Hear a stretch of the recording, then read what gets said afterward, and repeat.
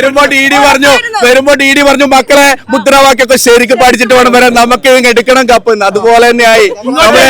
നമ്മളൊക്കെ എടുത്തു, നമ്മൾ കണ്ണൂരൊക്കെ എടുത്തു കപ്പ്, നമ്മളെടുത്തു, യാതൊരു സംശയമില്ല. ഇഞ്ചോടിഞ്ച് മത്സരത്തിൽ വീണ്ടും കണ്ണൂര് ആ സ്വർണ്ണക്കപ്പിൽ മുത്തമിടാൻ പോവുകയാണ്. എന്താണ്? നല്ല സന്തോഷം തോന്നുന്നു. നമുക്ക് ഈ ഒരു സംഭവത്തിൽ നമ്മളെല്ലാരും ഒരു പാർട്ടായാലും ഒരു നല്ല സന്തോഷമുണ്ട്.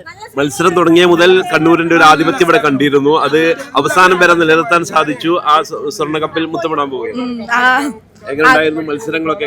മത്സരങ്ങളൊക്കെ നല്ല കോമ്പറ്റീഷൻ ആയിരുന്നു, നല്ല ഇതായിരുന്നു. കണ്ണൂരിൽ നിന്ന് വണ്ടി കയറുമ്പോൾ ഈ സ്വർണ്ണക്കപ്പിൽ മുത്തമിടുന്ന പ്രതീക്ഷ ആദ്യം മുതലേ കണ്ണൂര് ഫസ്റ്റ് അന്നേരം പ്രതീക്ഷ ഉണ്ടായിരുന്നു.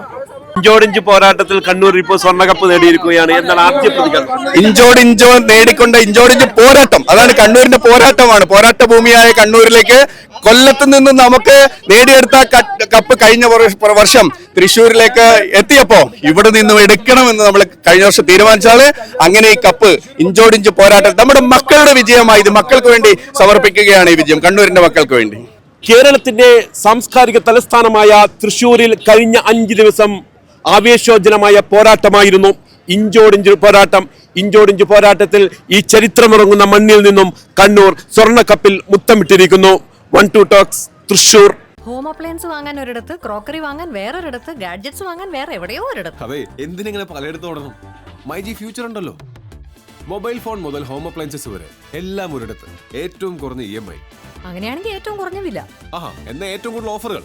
MyG future, experience the next. മൈജിയാണ് ഫ്യൂച്ചർ.